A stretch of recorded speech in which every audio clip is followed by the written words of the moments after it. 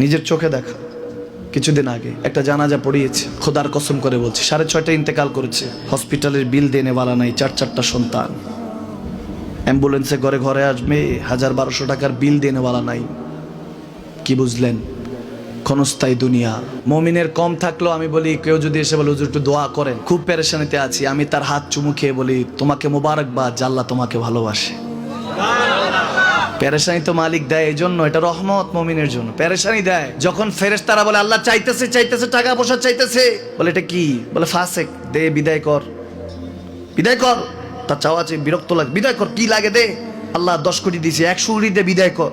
মুমিন যখন চাইতে থাকে আল্লাহ আমাকে কিছু লাগবে, যখন একটু করে চায় আমার মাটাকে সুস্থ করে দাও, বাবাটাকে আল্লাহ আমার স্ত্রীকে, আমার আমাকে একটু তৌফিক দাও, চাইতে থাকে মুমিন। আল্লাহ বলে যখন ফেরেশতারা দেখে মুমিন চাচ্ছে, দেরি করতে পারে না, তাড়াতাড়ি খাজানা নিয়ে দিতে নেবে, আল্লাহ বলে রাখোস না, এত তাড়াহুড়া কিসের? তার চাওয়ার মধ্যে তো প্রেম আছে, একটু চাইতে দেস না।